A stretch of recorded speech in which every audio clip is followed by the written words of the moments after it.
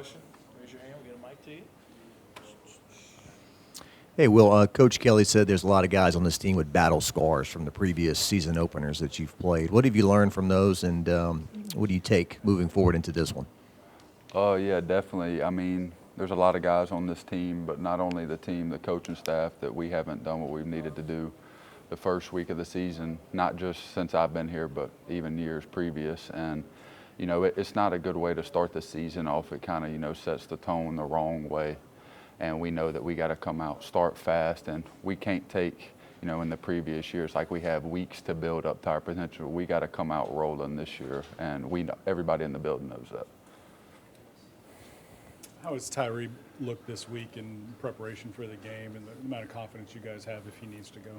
Yeah, I mean, Tyree, not only Tyree, but Paul Mabanga has been a guy who's made significant strides. Both of them, you know, have looked great throughout camp and only progressed, you know, and they both are, you know, ready to play it, you know, whenever we need them, and I'm excited for them.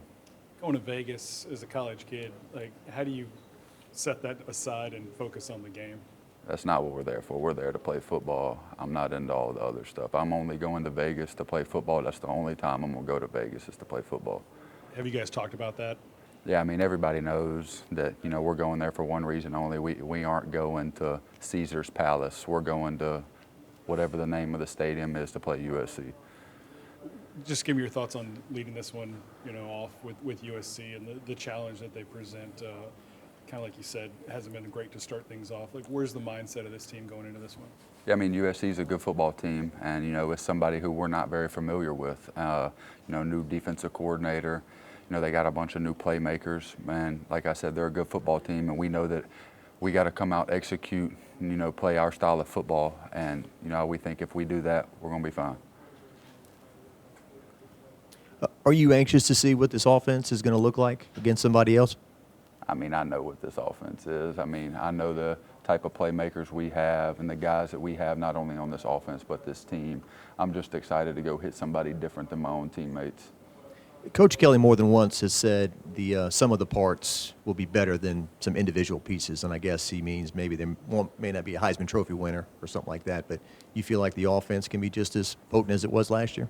Yeah, I mean, no, like Coach Saban said it on TV the other day, you can shake a tree and find players in this state. I mean, we're going to reload. I mean, as much as we love Malik, Brian, Jaden, they're not here. And we can't make an excuse for ourselves because they're not here. Oh, well, we lost because we don't have them. No, we have Kyron Lacey, C.J. Daniels, Xavier, Nutt, like all the guys down the list, Chris. And we have to go and play our football, and all of those guys can take a game over. And we just got to go do that. So have you set any personal goals for this season? If so, what are they? Win a national championship. That's it.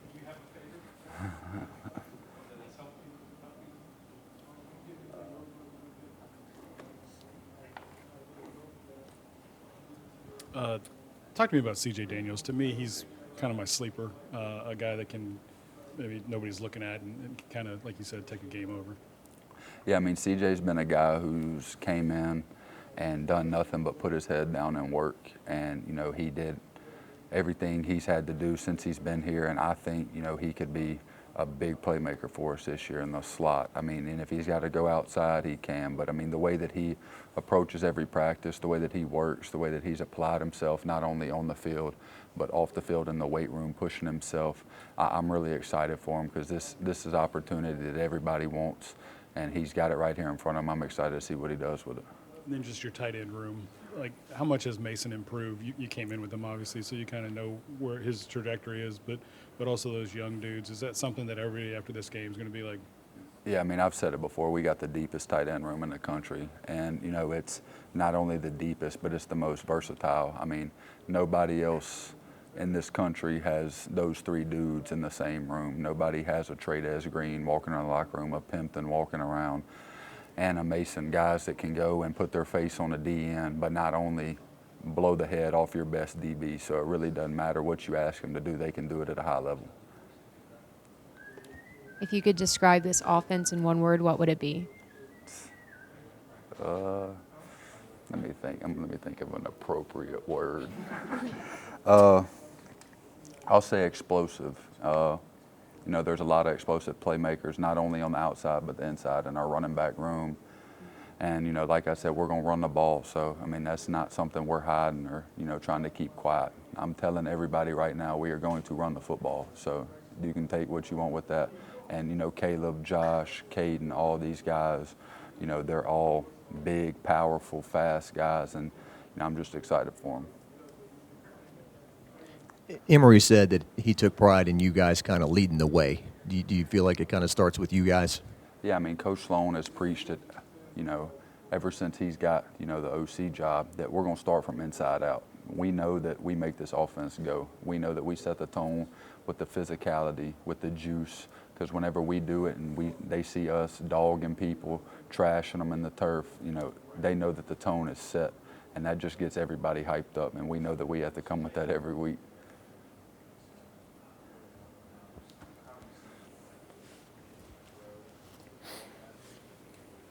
What do you expect from Joe? Obviously, you guys have been around him a lot. Like, I don't think he's going to change that much. But as far as game plan, game style, play calling, is the helmet comms working? Like, all that's we haven't really talked about that a lot. Yeah, I mean, so I've known Coach Sloan since I was a freshman in high school, and whenever he was at LA Tech, and I can tell you he has not changed one bit. He's a screamer, and he's gone, you know, he coaches his heart out, and, you know, you can't do anything but respect it for his love of the game. But the comms, you know, I'm interested to see how it goes, because sometimes there's some confusion, but we'll see how it goes. It's going to be a little different with 80,000 people going ballistic, so it'll be interesting, but I think it'll be good. Any more questions for Harold, guys? Or sorry, Will? Yeah. Long What are day. you seeing out of Nuss taking this team into a season right now? His first, you know, he started the bowl game, but this is the first time start to finish he's looking to lead this team. Yeah, I'm excited for him. He's not, you know, in this era in college football, guys are just quick to pick up and leave if something doesn't go their way.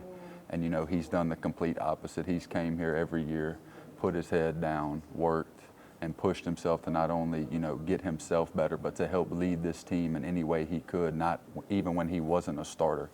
And, you know, he's waited his turn. I think he's one of the most explosive playmakers in the country, and I think that he's going to show that.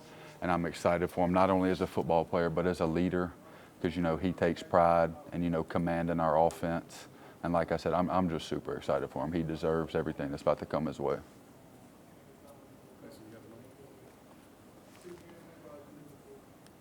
What do you see in that SC defense? Anything you guys aren't really accustomed to? Yeah, I mean, I wouldn't say accustomed to. I mean, playing in the SEC, I mean, you see literally anything you can draw up on a whiteboard. So, you know, they got a bunch of playmakers, like I said, a bunch of guys who, if we don't take care of our business, that are capable of beating us and, you know, embarrassing us. So we know that, you know, in our preparation, we have to be very detailed with what we want to do and what we're trying to do as a collective, and we have to execute. That's the biggest thing for us. We have to execute what we're doing, and then the rest takes care of itself. Couple more if we got any. Do you like where this is at, kind of with this team? People not really knowing what to expect out of it, you know, and can they keep it up, kind of thing. Do you I like that? like the underdog. I'm gonna take him every time. Nobody's expecting what they're about to see on Sunday night, and, you know, we're excited for it. Everybody in this room knows. Everybody in this building knows what we have in here, and I don't think a lot of the country knows what we have in here.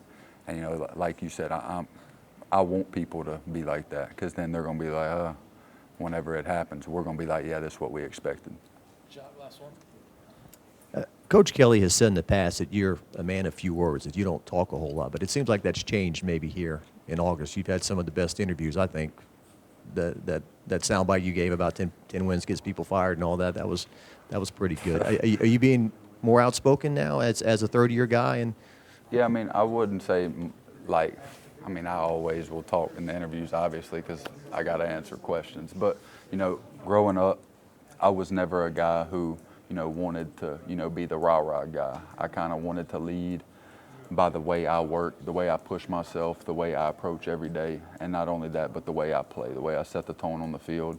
And, you know, I knew the next step for me as a leader and this team was for me to become more vocal. And, you know, I still, you know, I'm not going to be a rah-rah guy every day, but whenever I do say something, people need to listen, because I'm not going to say something if it doesn't need to be said. Thank you, Will. Shit, I'm gonna Nick Cargill.